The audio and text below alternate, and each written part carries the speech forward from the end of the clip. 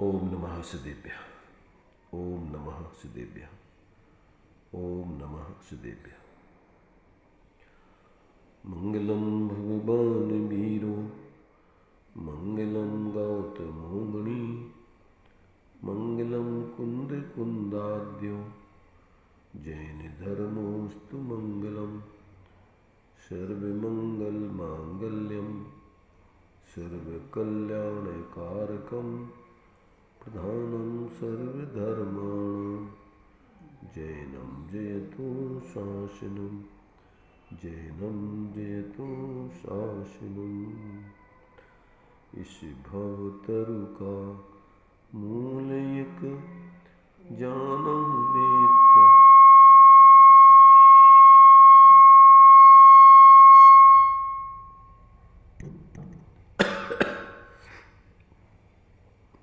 Hello hello. इस भवतरु का मूल एक जानहु मिथ्या भाव ताको कर निर्मूल अब करिए मोक्ष पाओ।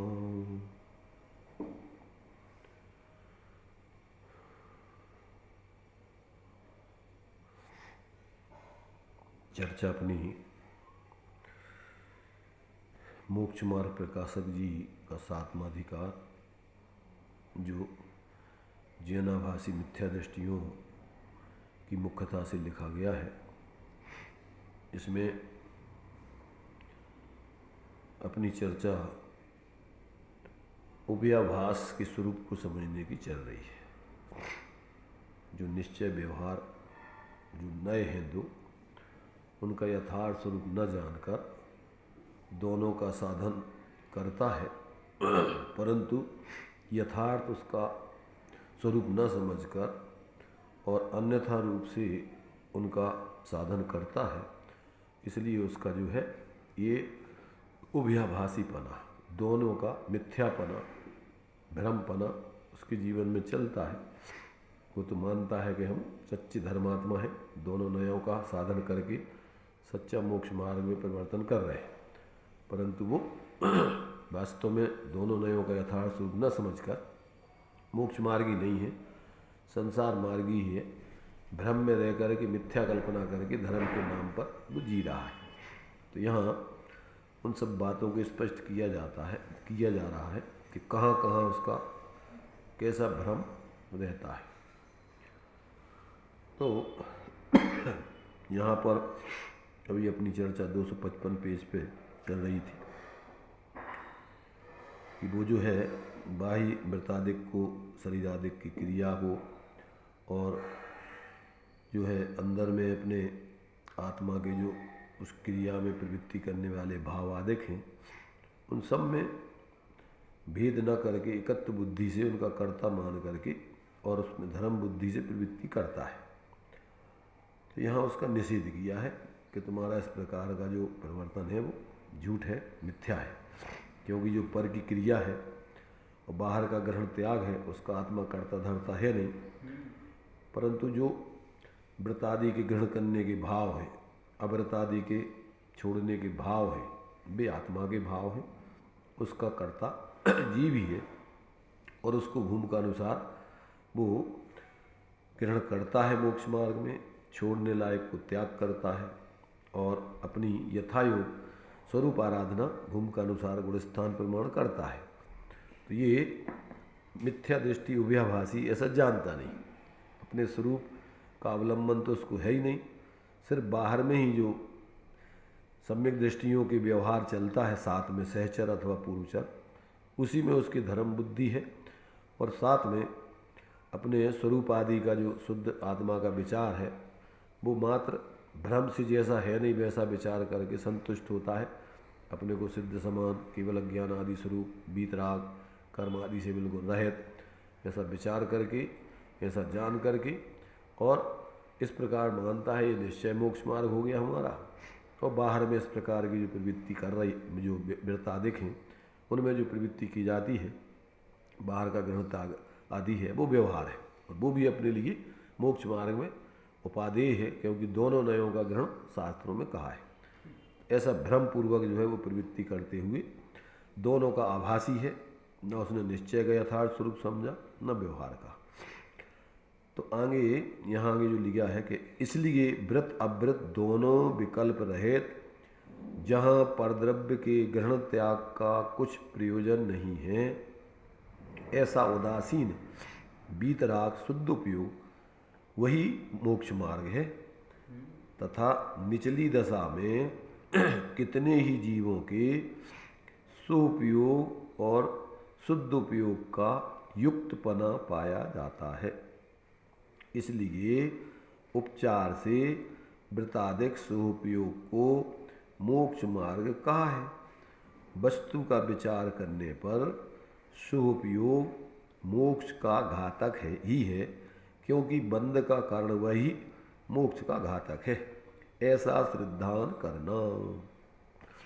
साधक के जीवन में क्या है, निचली भूमिका में पूर्ण वीतराग दशा होती नहीं है, तो जितना जितना स्वाश्रय है उतना उतना तो शुद्ध परिणाम उसकी परिणति चल रही है, और जितना जितना जो है भी कसाय है उतनी उतनी अशुद्ध परिणति है।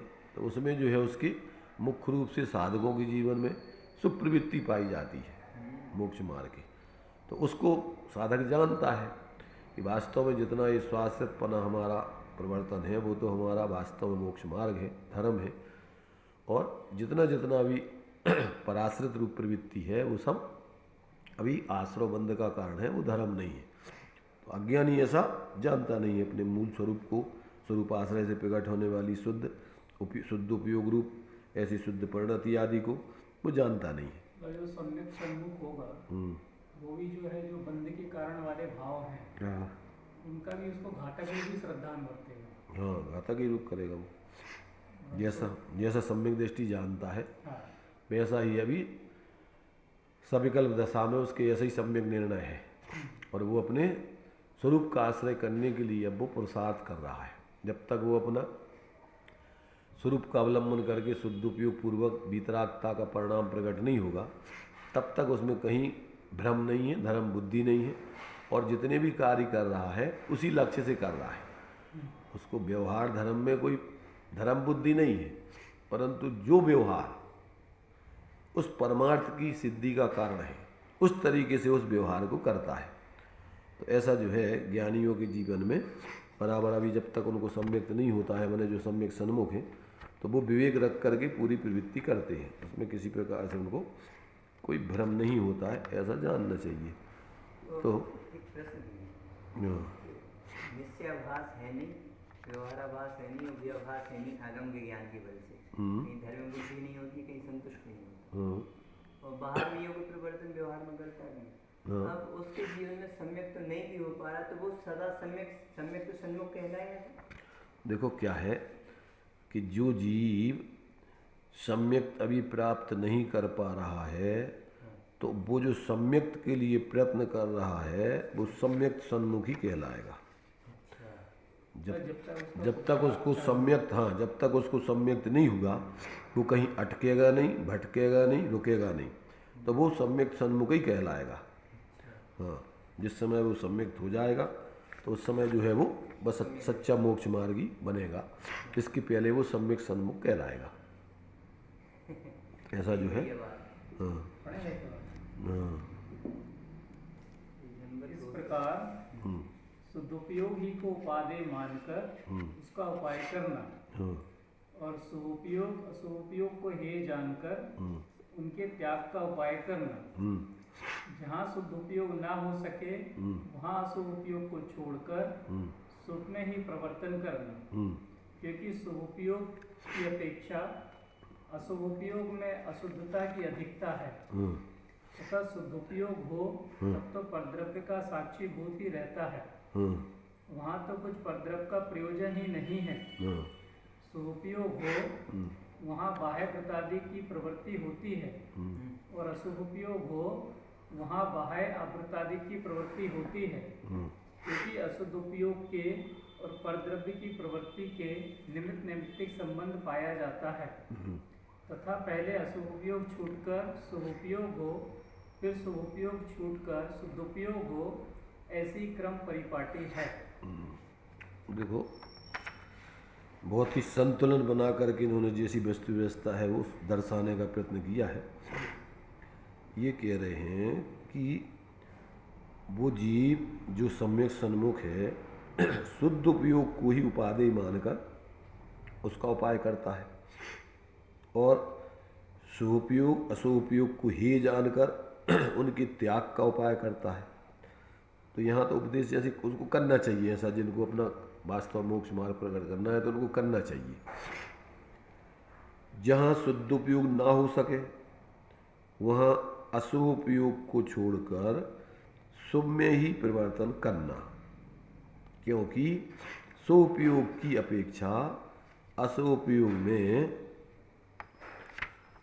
अशुद्धता की अधिकता है तथा शुद्ध उपयोग हो तब तो परद्रव्य का साक्षीभूत ही रहता है, वहाँ तो परद्रव्य का कोई प्रयोजन ही नहीं है ग्रहण त्याग आदि का। और शुभ उपयोग हो वहाँ बाह्य वृत्तादिक की प्रवृत्ति होती है और अशुभ उपयोग हो वहाँ बाह्य अवृत्तादिक की प्रवृत्ति होती है, क्योंकि अशुद्ध उपयोग के और परद्रव्य की प्रवृत्ति के निमित्त नैमित्तिक संबंध पाया जाता है तथा पहले अशुभ उपयोग छूटकर शुभ उपयोग हो, फिर शुभ उपयोग छूटकर शुद्ध उपयोग हो, ऐसी क्रम परपाटी जानना। अब देखो इसमें कुछ मर्म की बात है, पर उनको समझने लायक ये है कि शुभ उपयोग और अशुभ उपयोग तीन प्रकार से बतलाया है। हमारे से दीपचंद जी काशलीवार ने अनुभव प्रकाश में। शुभ उपयोग भी तीन प्रकार से होता है, अशुभ उपयोग भी तीन प्रकार से होता है। और शुद्ध उपयोग तो अपने सुख स्वा के आश्रय से होता है, जो वो ज़्यादा और कम की अपेक्षा तो अंतर होता है, परंतु शुद्ध उपयोग तो वो एक शुद्ध स्वरूप के अवलंबन से ही होता है, उसके अनेक प्रकार नहीं है। अंतर सिर्फ रहता है उसकी लीनता का, क्वांटिटी का, पर उसी अपने निःशुद्धात्म तत्व के अवलंबन से, उसी के ध्यान से, उसी की साधना करने उसी को साधने से शुद्ध उपयोग होता है। प्रवचन सार जी में शुद्ध उपयोग का लक्षण दिया है कि शुद्ध ध्येयत्वात्, शुद्ध अवलंबनत्वात्, शुद्ध साधकत्वात् इति शुद्ध उपयोगा। जो शुद्ध का अवलंबन करे, शुद्ध को ध्यावे और शुद्ध की साधना करे, अपना उपयोग ऐसे अपने स्वरूप का ही लक्ष्य करके प्रवृत्ति करे, उसका नाम शुद्ध उपयोग है। अब वो शुद्ध उपयोग जहाँ से जीव मोक्ष मार्गी बनता है वहाँ से चालू होता है। उसमें उन्होंने मिथ्यात्व गुणस्थान से 12वें गुणस्थान तक शुद्ध उपयोग सिद्ध किया, और 13वें आदि गुणस्थान में तो शुद्ध उपयोग का फल है, तो वहाँ पूर्ण केवल ज्ञान हो गया, वहाँ शुद्ध उपयोग आदि कहने की बात नहीं है। तो जब तक जीव ऐसे अपने स्वरूप को अपना स्वरूप जानकर मानकर परद्रव्यों से भिन्न अपनी गुण पर्यायों में अभेद एक रूप रहने वाला, ऐसा अपने स्वरूप को लक्ष्य में लेकर और जब अपना उपयोग उसमें एकाग्र करता है तो वो यहाँ से उसका शुद्ध उपयोग का प्रारंभ चालू होता है। अब वो शुद्ध उपयोग के बल से ही मिथ्यात आदि का उपशम क्षय उपशम आदि करता है, कसायों का क्रम से अभाव करता है, बीतरागता को क्रम से बढ़ाता है। यही उपाय है और कुछ नहीं। अच्छा, उसमें अपन को थोड़ा एक दूसरा व्यवहारिक पक्ष ये भी समझना कि जिसको उस शुद्ध उपयोग का लक्ष्य हो गया है तो अब वो सविकल्प दशा में भी पदार्थों में अपनापन, अच्छापन, बुरेपन के भाव को बुद्धिपूर्वक छोड़ता जाता है। जहाँ जहाँ प्रवृत्ति करता है तो वो अपने को ज्ञानात्मक रूप में प्रवृत्ति करता है, राग द्वेष मोहात्मक रूप में नहीं करता है। तो कोई भी चीज़ों को देखेगा तो वहाँ अज्ञान दशा में मोहपूर्वक राग द्वेष पूर्वक प्रवृत्ति होती है, जो श्रीमद जी ने लिखा कि देखते ही जहर चढ़ता है। तो साधक व्यक्ति को क्या होता है कि साधक व्यक्ति मोह तो करता नहीं किसी में, एकत्व ममत्व तो करता नहीं कि ये मैं हूँ ये मेरे हैं, परंतु अस्थिरता जन्य उसके जुड़ान होता है, तो वो ज्ञान में उसके बढ़ता है कि अपन कितने उसमें जुड़ रहे हैं और प्रयोजनभूत जुड़ रहे हैं कि अप्रयोजनभूत जुड़ रहे हैं।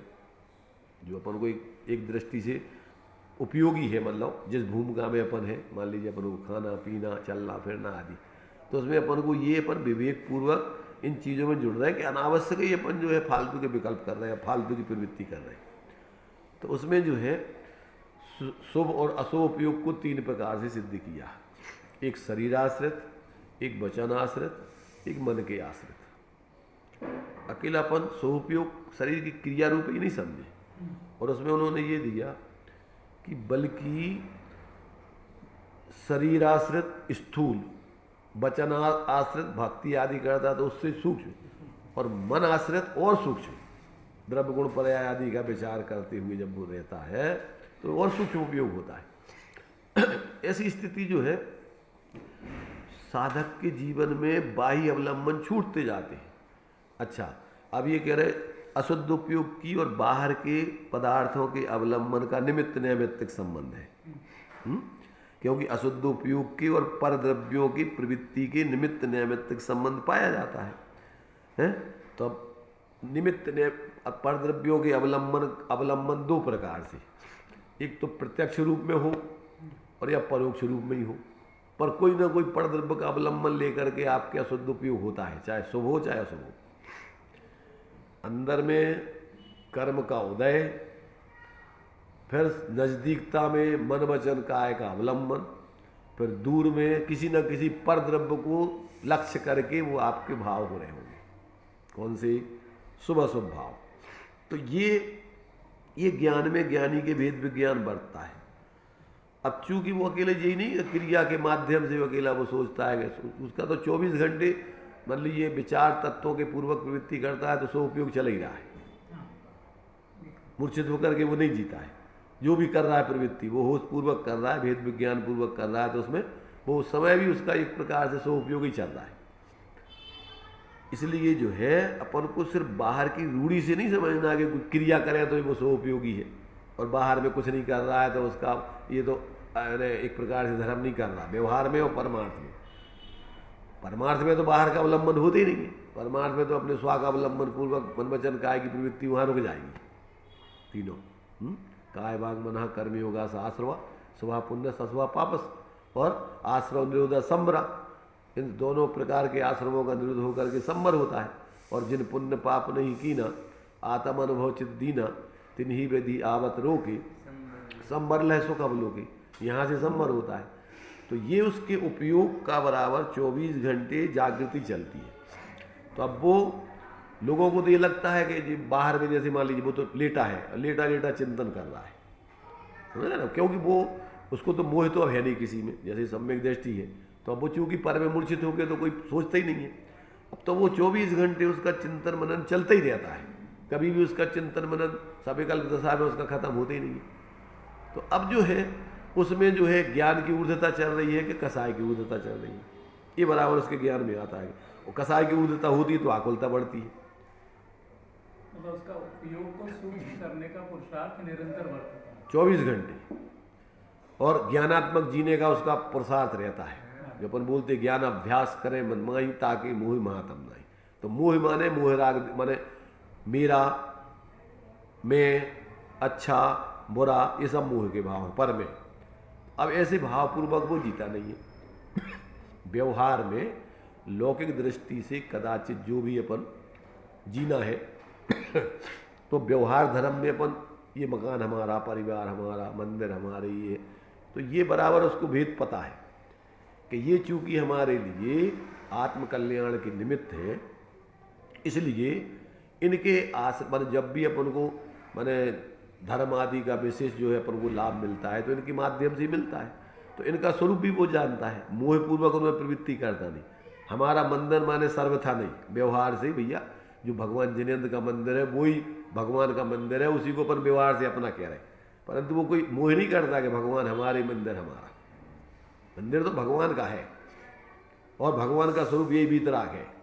तो ऐसा बराबर उसके ज्ञान में निरंतर जागृति पूर्वक परिवार में भी जहाँ रह रहा है तो परिवार की दृष्टि से व्यवहारिकता का पक्ष उसके ज्ञान में अलग है, और पारमार्थिक वस्तु स्वतंत्रता का पक्ष अलग चल रहा है। इसलिए वो मूर्छित होकर के घर वालों से अथवा किसी और भी लोगों से ऐसा संबंध नहीं करता।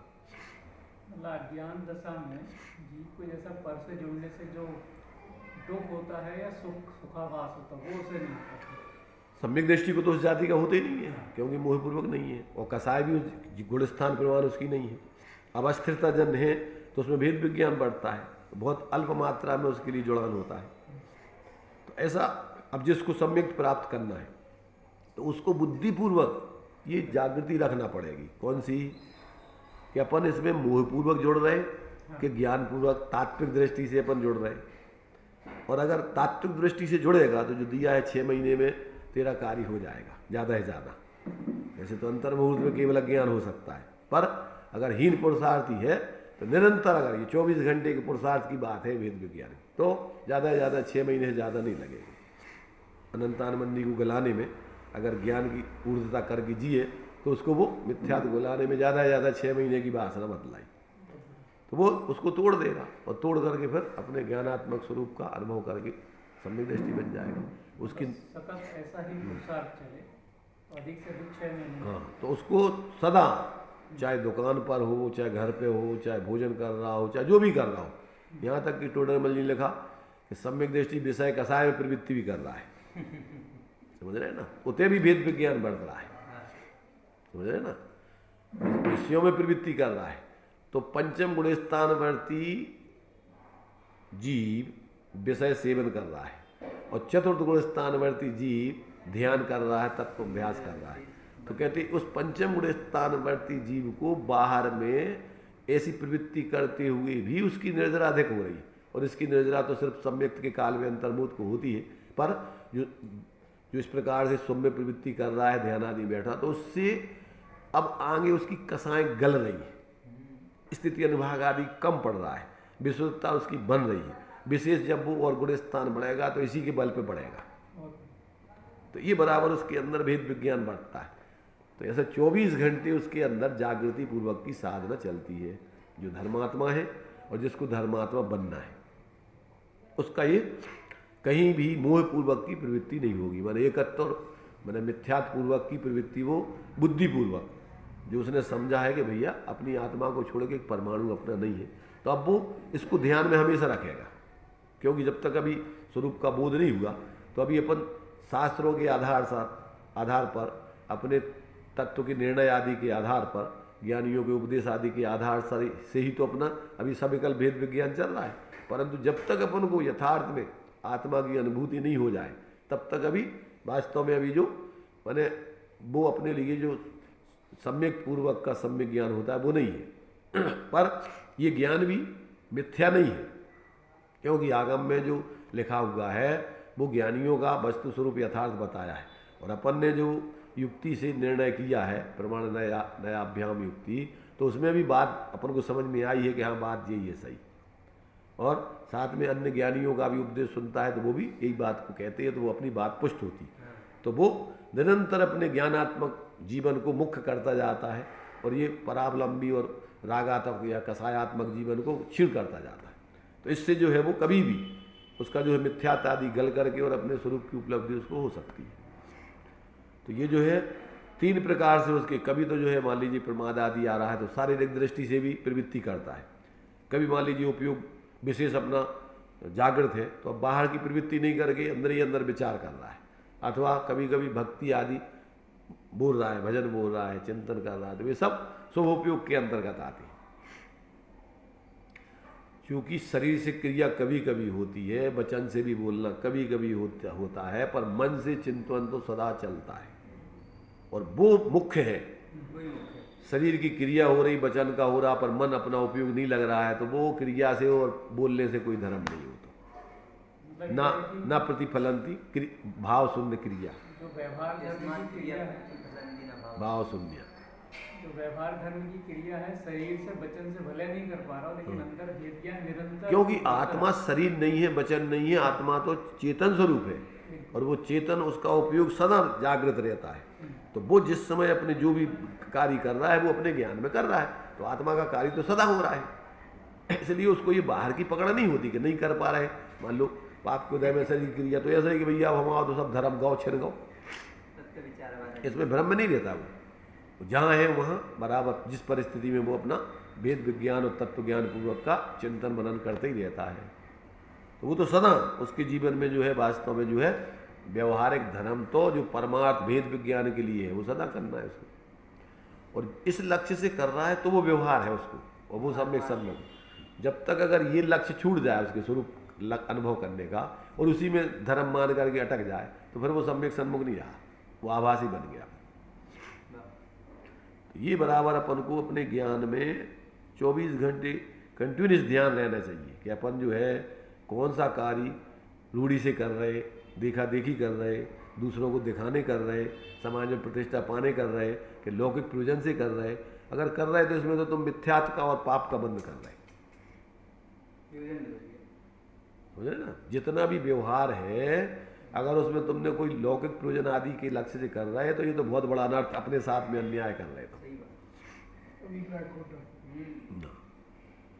किसी भी हालत में वो धर्म आयतनों से, धर्म के स्थानों से, धर्मात्माओं जीवों से लौकिक प्रयोजन नहीं साधते। एक स्थान पर श्रीमद जी ने लिखा, उनके साथ में जो साधर्मी लोग थे तो उनका चूँकि अब इनका पुण्य का उदय विशेष था, सानिध्य में इनके बहुत बड़े बड़े लोग आते भी थे, तो उनका ऐसा अभिप्राय था कि ये हमारा कुछ संयोग करा दें।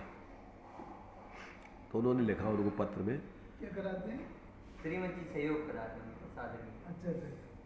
उसने विचार किया कि ये हमारा संयोग करवा दे कुछ इन लोगों से, और अभिप्राय लेके हाँ ऐसा अभिप्राय उसने उसका था और श्रीमद जी ने समझ लिया। तो उनको उन्होंने पत्र लिखा कि देखो अगर हमसे तुम लौकिक प्रयोजन साधोगे तो बहुत बड़े लाभ से वंचित हो जाओगे तुम। समझ रहे तुम? ये धूल मिट्टी तो ठीक है, ये तो उदय प्रमाण तुम्हारी जो बनना है व्यवस्था बन जाएगी, पर हमसे अगर इस प्रयोजन से अभिप्राय से हम हमारा सानिध्य करोगे तो बहुत बड़े लाभ से वंचित हो जाओगे तुम। तो हमसे कभी ये अभिप्राय रख कर के हमारे पास नहीं आना। तो ज्ञानी देखो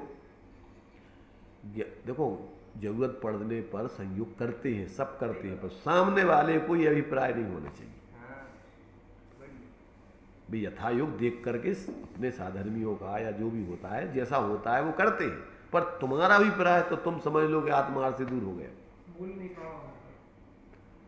तो ये जो है माने ज्ञानियों का जो अंदर में जो सूक्ष्म दृष्टिकोण होता है वो सामान्य व्यक्ति नहीं समझ पाते, और उसमें उनको उसका रस आने लगता फिर कि चलो इनके सारे शेयर इसमें आने से हमारे लिए बहुत लाभ मिलने लग गया। कभी कभी तो लोग ज़्यादातर जो ही कहते कि भैया जब से हम मंदिर आए, जब से ये किया, जब से हम तो आ रहे खो हमारे यहाँ, जब से हमने महाराज को दान दिया, फलाना किया, जब से हमारे पास करोड़ों रुपया आ गया। अरे तेरी बुद्धि खराब हो गई। ऐसा कहने के लिए कि लोग स्वाध्याय की चीज लगा लें, कभी कभी हम भी कहते हैं कि हम जिस मार्ग में देखो वो एक दूसरा अभिप्राय है। बाल बुद्धियों को समझाने के लिए ये अपना उपचरित कथन अलग है, अपना अभिप्राय वैसा नहीं है कि इस बहाने इसमें लगे तो कम से कम ये सत्य को समझे। तो अभी चूंकि लौकिक जीवन है तो लौकिक जीवन में उनको बच्चों को भी अपन स्कूल भेजते हैं तो खिलाने पिलाने की टॉफी देकर बिस्कुट या जो भी देकर खाने की चीज़ें और वहाँ अपन पहुँचाते हैं, पर ये अभिप्राय नहीं है कि वहाँ कोई खिलाने पिलाने की दृष्टि से वहाँ भेज रहे हैं। भाई वहाँ तो अपन शिक्षा प्राप्त कराने का लक्ष्य है, पर अभी वो समझ नहीं रहा है। जब थोड़ा बुद्धि जागृत होगी तो फिर अपने आप समझेगा और वो उस प्रकार से अपने आप ही वो इस प्रकार का भाव नहीं करेगा। तो वो अभिप्राय अपना जो है मैंने जो नादान लोग हैं उनको कदाचित आचार्यों ने भी दिया है, तो उसमें कोई बुराई नहीं है। परमार्थ के उद्देश्य से उनको कदाचित अपन इस प्रकार बोलते हैं और अभी अवतार धर्म का उपदेश देते हैं तो अपन बोलते ही हैं सामान्य से, धर्म कर संसार सो धर्म का। तो उसमें आचार्य समंद्रभद्र ने पहले अधिकार में दिया है कि सम्यक दृष्टि को तीर्थंकर पाद, इंद्रपाद, कामदेवपाद सारे बड़े बड़े पद उसको प्राप्त होते हैं। तो प्राप्त होते हैं मतलब प्राप्त करना है तुम्हें क्या वो पद। टोडरमल जी ने मोक्ष मार्ग प्रकाशक के पहले अधिकार में लिखा है कि अरहंतादिक से हमारी वीतराग विज्ञानता का प्रयोजन तो सत्ता है, परंतु ये तो बताओ कि हमारा इससे कोई लौकिक प्रयोजन भी सदेगा कि नहीं। तो समाधान उन्होंने क्या दिया कि ये प्रयोजन तो तुम्हारा सब सहज ही सदेगा, परंतु इस अभिप्राय से अगर तुम अरहंतादिक की भक्ति करोगे तो पाप का ही बंध होगा। परंतु सबको बता देना चाहिए।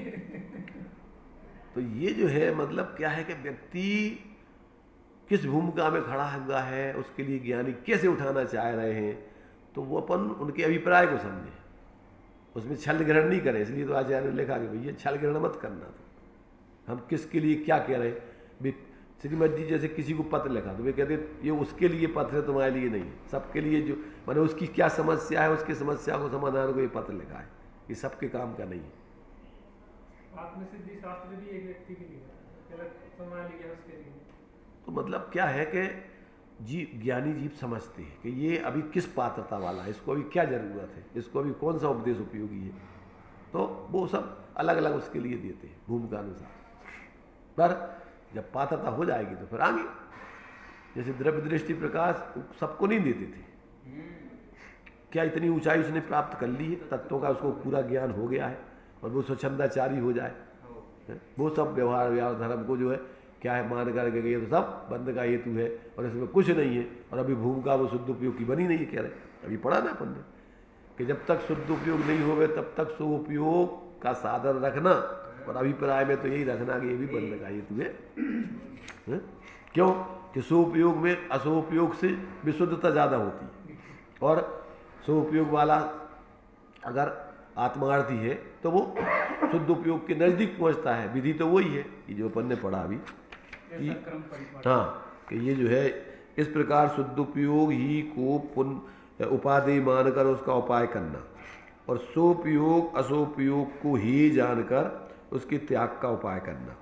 जहाँ शुद्ध उपयोग ना हो सके वहाँ असोपयोग को छोड़कर शुभ में ही परिवर्तन करना। क्यों? क्योंकि सोपयोग की अपेक्षा असोपयोग में अशुद्धता की अधिकता है, तथा शुद्ध उपयोग हो तब तो परद्रव्य का साक्षीभूत ही रहता है, वहाँ तो कुछ परद्रव्य का प्रयोजन ही नहीं है। और सोपयोग हो वहाँ बाई वृत्तादिक की प्रवृत्ति होती है, और असोपयोग हो वहाँ बाह्य अवृत्तादिक की प्रवृत्ति होती है। क्यों? क्योंकि अशुद्ध उपयोग के और परद्रव्यों की प्रवृत्ति के निमित्त नैमित्तिक संबंध पाया जाता है। अब टोडेमल जी ने एक जगह लिखा कि परद्रव्य कारण भी नहीं है, नहीं हो तो भी जो है तू अपनी मन में कल्पना करके उनको अवलंबन कर लेता है। तो इसलिए हम जो कह रहे हैं कि जो उपयोग है वो 3 प्रकार से समझना। ज्यादातर अशुभ उपयोग तो जीव का मन से ही चलता है, नहीं, और प्रत्यक्ष वस्तु नहीं हो परोक्ष रूप में ही उसका चिंतन कर करके पाप कमाता है, पर अवलंबन लक्ष्य उसी को करेगा, चाहे वो सामने हो और चाहे सामने ना हो, पर कोई ना कोई पर वस्तु का अवलंबन करेगा। ये कह रहे अशुद्ध उपयोग का और परद्रव्य की प्रवृत्ति के निमित्त नैमित्तिक संबंध है। मतलब प्रत्यक्ष पर वस्तु हो या मन में उस वस्तु की कल्पना करो, मैंने अपन मन से विचार करो। अच्छा बचन से ही बड़बड़ा होती खड़े खड़े उसको हम ऐसा कर देंगे, वो क्या समझ रहा, वो है ही नहीं थे ना उसको पता है। तो कोई भी अरे सवई के अंदर चलता रहता है तो 24 घंटे मन में तो चलते ही रहता है। हाँ सब, पर वो अब कजू है ही नहीं है, और सब योजनाएं आगे पीछे की 24 घंटे चलते ही रहती। तब ये सारा का सारा जब तक जीव का आत्मार्थ का लक्ष्य नहीं हो तब तक दिन रात शुभाशुभ भावों से मेरा व्यापार चला करता, मानस वाणी और काया से आश्रव का द्वार खुला रहता। शुभ और अशुभ की आकुलता ज्वाला आकुलता क्या है, तो झुलसा है मेरा अंतस्थल, शीतल समकित किरणें फूटे संबर से आगे अंतर्बल। तो अंतर्बल हमारा संबर से, इन सबको रोक करके अपने स्वरूप का आश्रय करके अंतर्बल आत्मा का सामर्थ्य उससे प्रकट होगा। फिर तप की शोधक बढ़नी जले, कर्मों की कड़ियाँ टूट पड़े, सर्वांग निजात प्रदेशों से अमृत के झरने फूट पड़े। हम छोड़ चले यह लोक से तभी लोकांत विराजे क्षण में जा, और निज लोक हमारा बासा हो, लोकांत में नहीं, व्यवहार से लोकांत हमारा बासा हो और परमार्थ से निज लोक हमारा बासा हो। क्या बोला? निज लोक हमारा बासा हो, सुखांत बने। हाँ, तो मैंने इसकी जो क्रम उन्होंने जो दिया है दोनों का निश्चय व्यवहार का सुमेल बना करके कि हम छोड़ चले यह लोक तभी लोकांत विराजे क्षण में जा, और निज लोक, वहाँ लोकांत में भी लोक के अंत, लोक में हमारा वासा नहीं हो, निज लोक हमारा वासा हो, शोकांत बने फिर हमको क्या। तो फिर जब हम निज लोक में चैतन्य लोक में वास होगा तो हमें शोक का क्या काम रहेगा, दुख का क्या काम। इसलिए जागे मम दुर्लभ बोध प्रभु, दुर्नय तम सत्वर टल जावे, बस ज्ञाता दृष्टा रह जाऊं, मदमत्सर मोह विनश जावे। चिररक्षक धर्म हमारा हो धर्म हमारा चिर साथी, हम कोई न हमारा कोई जग में न हमारा कोई था, और हम भी न रहे जग के साथ। भावना है ये अपनी प्रारंभिक भूमिका में, ऐसा अपन को तत्वों का अभ्यास हो तो अपन क्या है अनावश्यक फिर फालतू के विकल्प नहीं करेंगे। तो ये जो है यहाँ कह रहे हैं कि भैया देखो, क्योंकि अशुद्ध उपयोग के और परद्रव्य की प्रवृत्ति के निमित्त नैमित्तिक संबंध पाया जाता है, तथा पहले असोपयोग छूटकर सोपयोग हो, क्योंकि जब भी तत्व अभ्यास आदि करेगा, निर्णय करेगा तो सोपयोग पूर्वक ही विशुद्धता बनेगी। तो पहले असोपयोग छूटकर सोपयोग हो, फिर सोपयोग छूटकर शुद्ध उपयोग हो, ऐसी क्रम परपाटी है सामान्य रूप से। पर विशेष रूप से क्या है, तथा कोई ऐसा माने कि तथा कोई ऐसा माने कि शुभोपयोग है सो शुद्धोपयोग का कारण है। सो जैसे अशुभोपयोग छूटकर शुभोपयोग होता है, वैसे शुभोपयोग छूटकर शुद्धोपयोग होता है। ऐसा ही कार्य कारणपना हो तो शुभोपयोग का कारण अशुभोपयोग ठहरे, अथवा द्रवलिंगी के शुभोपयोग तो उत्कृष्ट होता है, शुद्धोपयोग होता ही नहीं। इसलिए परमार्थ से इनके कारण कार्यपना है नहीं। जैसे रोगी को बहुत रोग था, पश्चात अल्प रोग रहा, तो वह अल्प रोग तो निरोग होने का कारण है नहीं। इतना है कि अल्प रोग रहने पर निरोग होने का उपाय करे तो हो जाए, परंतु यदि अल्प रोग को भला जानकर उसको रखने का यत्न करे तो निरोग कैसे हो। पैदा ही अब सब में ही धर्म बुद्धि से लोग प्रवृत्ति कर दे रहे हैं, अरे भैया क्या करें हम छोड़ दें। अरे भाई छोड़ने की बात नहीं है, और छोड़ने की बात भी है, पर काय में कैसे छोड़ोगे, स्वा का ग्रहण करके उसको छोड़ना है। अब स्वा का तुम अलग भैया इस काल में तो होते नहीं है, लो गए काम से। ऐसा लोगों ने भ्रमित कर रखा है लोगों को, भोले जीवों को। अब इस काल में शुद्ध उपयोग होते ही नहीं है कह रहे हैं, और शुद्ध उपयोग होता ही नहीं मतलब मोक्ष मार्ग ही नहीं है, मतलब तुम मिथ्या दृष्टि को खुद ही तुम्हें कभी होता ही नहीं है कभी। बिना शुद्ध उपयोग के मोक्ष मार्ग की सिद्धि नहीं होती, कर्मों का संबंध होती नहीं है। ऐसी गलत सिद्धि करना अवर्णवाद। अरे भाई जिनवाणी का महाअवर्णवाद है, ज्ञानियों का महाअवर्णवाद है, देव साधु का महाअवर्णवाद है। तुम्हारे लिए कभी आगे जिनवाणी सुनने को नहीं मिलेगी। इसीलिए तो वो संख्या पूरी है ना। तो अपन को जो है संख्या मंख्या एक तरफ रखू करे, संख्या के चक्कर में नहीं। अपन अपनी संख्या देखो कि अपन कहाँ जा रहे हैं, अपन देखो कि अपन कौन सी संख्या में शामिल है। जो उनकी संख्या भी तो संख्या में शामिल भी हो जाओ और निकल के चले जाओ, तुम बैठे ही रहो, भटकते ही रहो। इसलिए अपन टोडामल जी ने इसमें 7वें अधिकार के अंत में लिखा है कि हमने जो जिस सब तुम्हें जो मिथ्या दृष्टि आदि के दोष बताए, तो ऐसे दोष तुम में हो तो उनको दूर करना। नहीं नहीं नहीं, तीसरे अधिकार के नहीं, 7वें अधिकार के उसमें दिया है। देखो बता रहे हैं, देखो देखो यहाँ से 266 पेज। इस प्रकार जैन मत वाले मिथ्या दृष्टियों के स्वरूप का निरूपण किया। 266 पेज पे मिल गया, नीचे मिल गया। इस प्रकार सम्यक्त के सन्मुख मिथ्या दृष्टियों का कथन किया, प्रसंग पाकर अन्य भी कथन किया। इस प्रकार जैन मत वाले मिथ्या दृष्टियों के स्वरूप का निरूपण किया। यहाँ नाना प्रकार के मिथ्या दृष्टियों का कथन किया है। उसका प्रयोजन यह जानना कि उन प्रकारों को पहचान कर अपने में ऐसा दोष हो तो उसे दूर करके सम्यक श्रद्धानी होना, औरों के ही ऐसे दोष देख देख कर कसाई नहीं होना, क्योंकि अपना भला बुरा तो अपने परिणामों से है। औरों को तो रुचिवान देखे तो कुछ उपदेश देकर उनका भी भला करें। इसलिए अपने परिणाम सुधारने का उपाय करना योग्य है। सब प्रकार के मिथ्यात्व भाव छोड़कर सम्यक दृष्टि होना योग्य है, क्योंकि संसार का मूल मिथ्यात्व है। मिथ्यात्व के समान अन्य पाप नहीं है। एक मिथ्यात्व और उसके साथ अनंतानुबंधी का अभाव होने पर 41 प्रकृतियों का तो बंध ही मिट जाता है।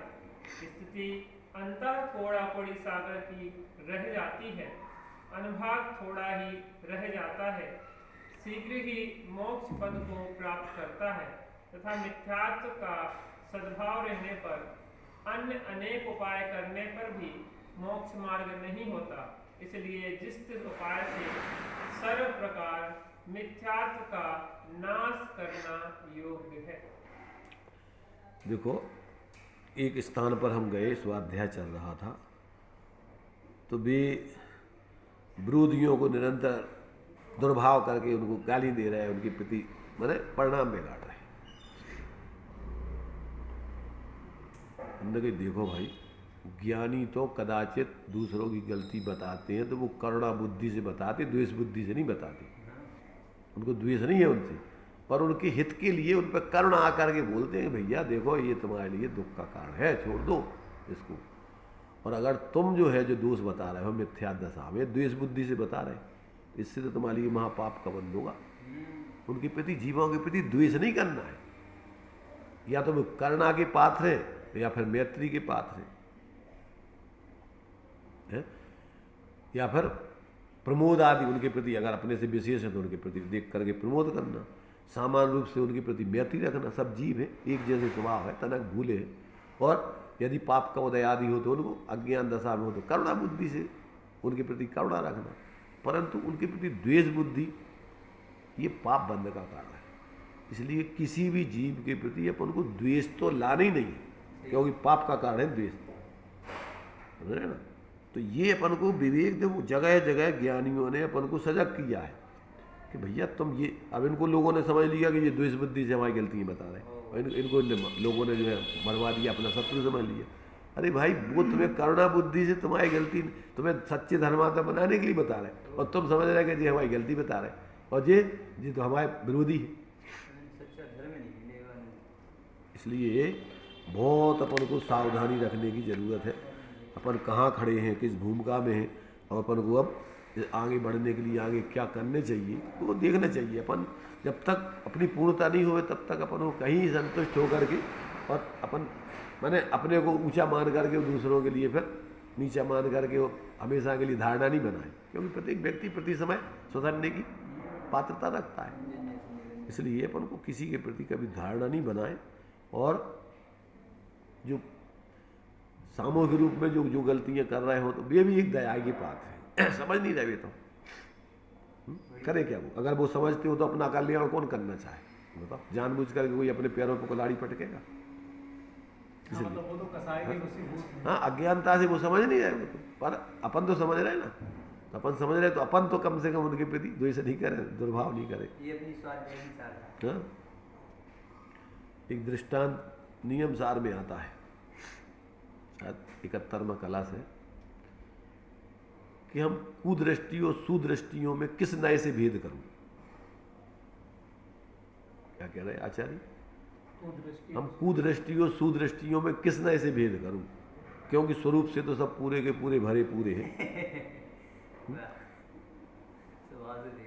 भाई सब हमें तो वही दिखते सब। और जो एक दृष्टांत है उसमें कि जैसे एक मूर्ख व्यक्ति के हाथ में, दो व्यक्तियों के हाथ में रत्न है।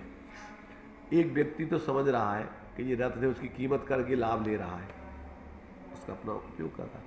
और एक मूर्ख है, उसको रत्न मिल गया तो वो माने अविवेकी है, सोच रहा है पत्थर है, कुछ भी है, तो वो उसको जो है सामान्य काम में ले करके, और जो है भाई जी बोलते हैं उसको पिरोना के काम में ले रहा है। उजिला करता है तो भैया हम आओ, जो तो डिब्बी को काम कर, तो इसे जो है नहीं है, बोलने कहीं कोई ने देखा करे इसके तो इतना बड़ा रथ नहीं है, इतना बड़ा जो है वो जैसे अलग प्रकार के रथ होते ना प्रकाश देने वाले, सूर्य क्या है वो सूर्यकांत मणि, चंद्रकांत मणि, तो ये तो मैंने बहुत ऊंची, अब वो तो समझता नहीं है। तो अगर कोई व्यक्ति जानकार और उस व्यक्ति को उसके पैसे सही रेट ना बता करके और धोखे से उसको पत्थर के रेट में खरीद ले वैसे कि भैया ठीक है तुम्हें पत्थर का चाहने बताओ, तो वो कि भैया देखो हमारे पास तो नॉन चाहिए, हमें नॉन नहीं है 5 किलो, 5 किलो दे दें हम तुम्हें नॉन ले लें। वो पहले कि नहीं 5 किलो नहीं, कछु कम देंगे। उनने सोची कि भैया जी ऐसा नहीं कि समझे कि कछु कीमती चीज़ है, तो उसको जैसे तैसे घूम फिर कर उसने 5 किलो उसको नमक दे दिया। परंतु जो समझदार व्यक्ति दूसरे जोहरी ने देखा, कहने लगी भैया देखो वो तो ना समझता, तू तो बेईमान है रे, तू तो समझता था, तूने क्यों उसकी इस रेट में उसको खरीदा? हाँ तो तूने ऐसा क्यों किया? ऐसे ही जो सम्यक दृष्टि ज्ञानी होते हैं वे तो समझ रहे हैं ना कि ये तो है तो हीरा ही, सिर्फ भूला है अपने हीरे को, है सबकी गठरी लाल, लाल बिना कोई नहीं, याते भाई कंगाल, गांठ खोल, सिर्फ देखने की जरूरत है तेरे लिए अपने को, सब है तो चेतन नहीं लाल, क्या कमी है उन्हें बताओ? सिर्फ दृष्टि का ही तो दोष है, और क्या दोष है बताओ? कभी कमी है मिथ्या दृष्टि और सम्यक दृष्टि बताओ? स्वभाव दृष्टि से क्या, सिर्फ अकेली देखने की कमी है उसकी कि वो उस रत्न को दोनों के हाथ में वो एक ही जैसे रत्न है, एक उसकी कीमत कर रहा है और एक उसको पत्थर समझ रहा है।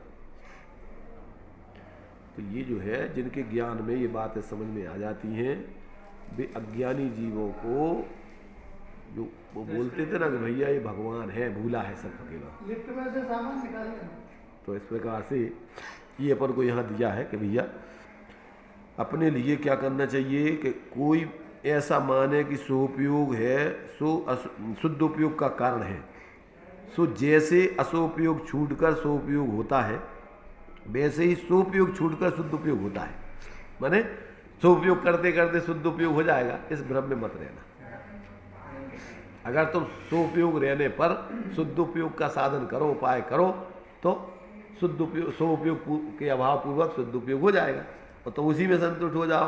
ऐसा जीव कभी धर्मात्मा नहीं बन सकता।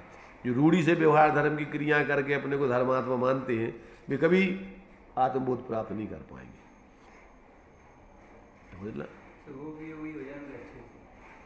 और नहीं फिर जिनको उसमें धर्म बुद्धि है तनक ही उसकी क्रियाओं में तनक से उसके कार्यक्रम में कोई व्यवधान डाल ले तो उतना ही लड़न झगड़न लगे, उतना ही परिणाम बिगाड़ ले। मतलब उस क्रिया को किए बगैर उसे चैन भी नहीं पाता। और सुनो अभ्यास देखो और निरंतर करते रहो तो उसमें फिर क्या है रुचि नहीं रहती, परिणाम भी ऐसे लगते नहीं है। और उसमें जो है एक रूढ़ी से बस उपयोग कहीं जा रहा है, अपन बोलते चिंतन कुछ, फिर संभाषण कुछ, क्रिया कुछ की कुछ होती है। ये तो बोलत जा रहा है, याद होगा रूढ़ी अपने अभ्यास होगा, नमोकार मंत्र पूजा पढ़त जा रहा है, ये तो देखत जा रहा है, ये देखो कैसे नमस्कार कर रहे हैं, अच्छे से भगवान को झुका ही नहीं रहेगी, उनके प्रति दुर्भाव कर रहा है। तुम देख के ज़्यादातर खड़े रहो और देखत रहो जो आ रहे हैं सबको, और अपन याद है पूजा तो पूजा बोलत जा रहे हैं, अथवा पूजा बोलत जा रहे हैं और द्रव्य को ऐसे उठे रखत जा रहे हैं, सरकाउ जा रहे हैं, जैसे करत जा रहे हैं वैसे करत जा रहे हैं, का बोल रहे हैं ऊपर भाव ध्यान ही नहीं है उनको, अकेली क्रिया से का हो रहे। इसलिए बहुत सावधानी की जरूरत है। जहाँ अपन को प्रमाद आने लगे परिणामों में अपने जो है शिथिलाचार, तो अपन बदलो उसको। इसलिए मैं जिन्हें दिया कि जैसे नमोकार मंत्र ऐसे ही याद होगा तो अपन मेरे को ऐसे ही बोलत जा रहे थे तो क्या करो, उसके लिए दूसरी तरफ से पढ़ो। कैसी मैंने विपरीत पढ़ो, इधर सबसे पहले नमो लोहे शब्द साउंड, फिर नमो अध्याय, नमो आयदिया, नमो अरिहंताणम, नमो, तो इधर से उल्टे इधर से पढ़ो। ऐसा नहीं है कि इधर से पढ़ने लगे तो तुम्हें पाप लग जाए। अरे उनका स्वरूप विचार करके और अपनी सजगता बनाए रखने के लिए जैसा हो वैसे अपने उपयोग को जागृत रखो। रूढ़ी अकेले निभाने के लिए नहीं है क्रिया है, ये अपन को धर्म की सिद्धि के लिए है। जिस तरीके से अपने परिणाम जागृत रहें, होशपूर्वक अपन प्रवृत्ति करें, उस प्रकार से करो, तब तो व्यवहार है। और उसमें उद्देश्य रखो अपने स्वरूप को पाने का, तब तो वो साधे जो परमार्थ को, प्रेरित जो परमार्थ को, वह व्यवहार समझ। अब वो तो लक्ष्य नहीं है कजू, और वही में अकेले बन लगे जिंदगी भर ढोते रहो तो कुछ नहीं होता फिर। तो ये जो है इन सब बातों को अपन को समझना चाहिए। तो इन सब बातों को जो है ज्ञानियों ने अपन को बहुत ही सूक्ष्मता से स्पष्ट करने का प्रयत्न किया है। बातें तो बहुत हैं और उसमें से कुछ कुछ चीज़ों का संकेत किया है। जो जो व्यक्तियों के जीवन में गलतियाँ होती हैं तो उनमें से कुछ गलतियों को बताने का प्रयत्न किया है। छड़ालाकार ने लिखा ना, पे कछु कहूँ, कथा तो बहुत लंबी चौड़ी है। ताश भ्रमण की है बहु कथा, पे कछु कहूँ कही मुनि यथा। जो मुनिराजों ने या हमारे पूर्व के ज्ञानियों ने, आचार्य ने, उसमें से हम कछु कहेंगे, थोड़ी बहुत कह पाएंगे, क्योंकि इतनी विस्तार में तो तुम्हें बता नहीं सका तुम। ऐसे ही अपन को इन सब बातों का जो है एक एक चीज़ का बहुत गहराई से अध्ययन करने चाहिए, तभी जाकर के अपन अपने उपयोग को जागृत करके और भेद विज्ञान पूर्वक अपने सब परावलंबन छोड़ के स्वावलंबन से सच्चे धर्मात्मा बन पाएंगे। चलिए यही अपन